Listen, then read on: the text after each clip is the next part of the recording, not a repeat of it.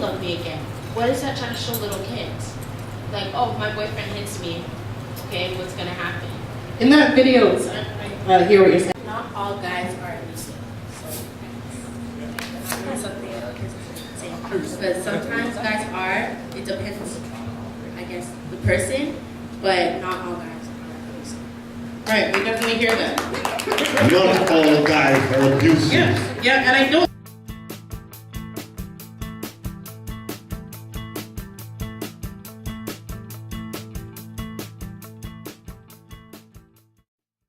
Look at me. This is it. Look at me. Are you friends with her or not? Then talk to me. Because I'm done with this. I don't want to talk to you.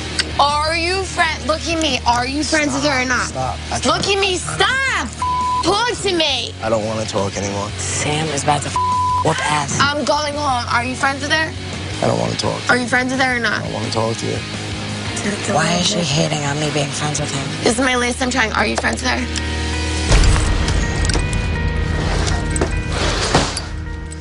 Oh my God. Categorize you and like they'll give you they'll put you as name label, and if you don't follow a certain trend, you're looked at differently. For example, if you're not like a lot of people, guys will call themselves bitches, they call girls bitches, and then but also on the other side, a lot of girls call themselves bitches. So yeah. Gender affects youth in a lot of ways. I think initially what I've learned from the base is that we have a lot of violence in our society right now. And a lot of attention is given to young males and the violence that's going on amongst them. But I think what gets lost in all that, and I've learned this firsthand, is that there's a lot of offshoot violence and a lot of offshoot criminality that goes against the young ladies in our community that gets hidden and buried and doesn't get treated. And I think that is the biggest eye-opener I've seen, is that there are a lot of things going on with the males dealing with guns and drugs and all the violence. But then we've also got young ladies as young as 12 or 13, you know, being abused, put into prostitution, sex crimes, all kinds of stuff at the task of some of these young men, and forced into it, and nobody's ever dealing with it, or in a lot of cases haven't dealt with it, and we just continue to let it happen. So.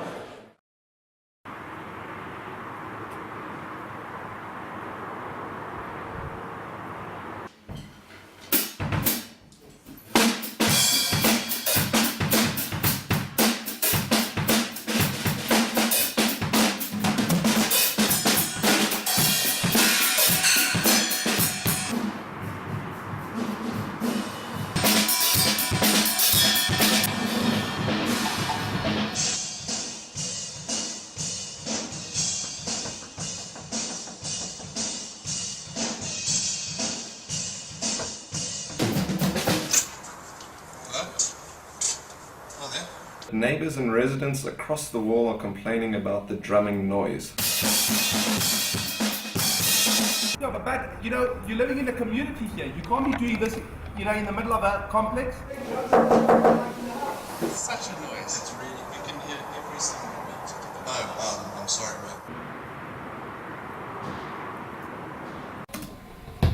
man. But what's this? That's Brian. Oh, no, it's Brian. It says Brian here. I'm not stupid. Oh, yeah, well done, bro. Lovely. Oh, you see.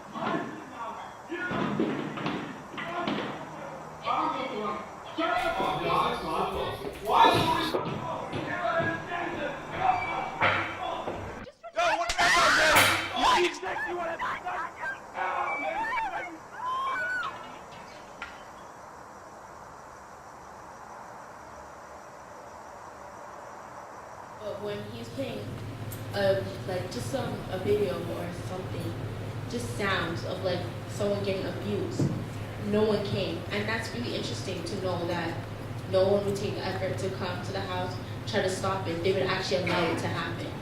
Would you? No. Would you?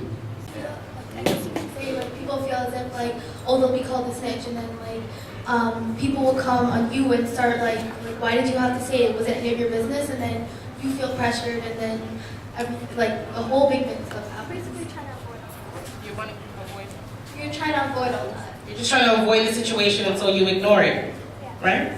Okay. Sir. Okay.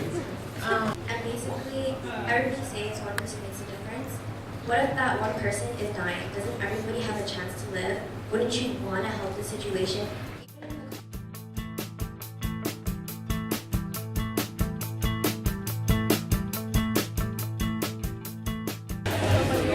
I think we can educate people. We can encourage people's beliefs that it's all right to have your own opinion and it's all right to bring out what you want.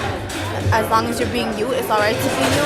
I think groups like BeLovEd and all of this type of stuff. This is where it starts, and I think that it can become a big thing. It's a matter of who really wants to be involved. And if people are willing to stand up and do something. Youth? Well, you can do what these people are doing right here.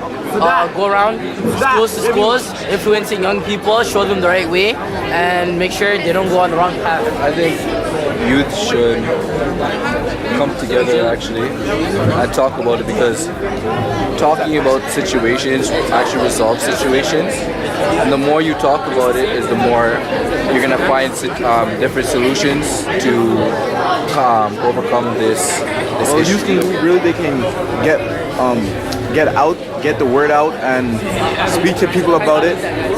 And like one thing I heard from one of my classes, my civics class, is think globally, act locally. So like world issues, like I know that probably something that happens all around the world, but the first thing you can do to help that is get around your community and educate people on it.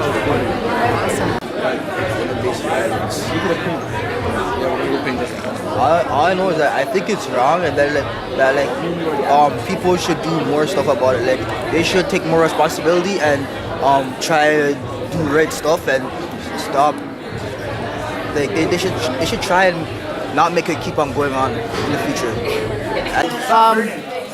What they could do, they could get educated and teach others, and opening their minds and being optimistic. Obviously talk it out, talk to people. I feel like they should also try to form support groups and also try to get involved and get out there and bring awareness to that. I think youth can educate one another, and they could tell those who are in the situations where they are in violent relationships that there is help out there, and they don't have to necessarily they don't necessarily have to be in that situation, and that there's a better way out of things.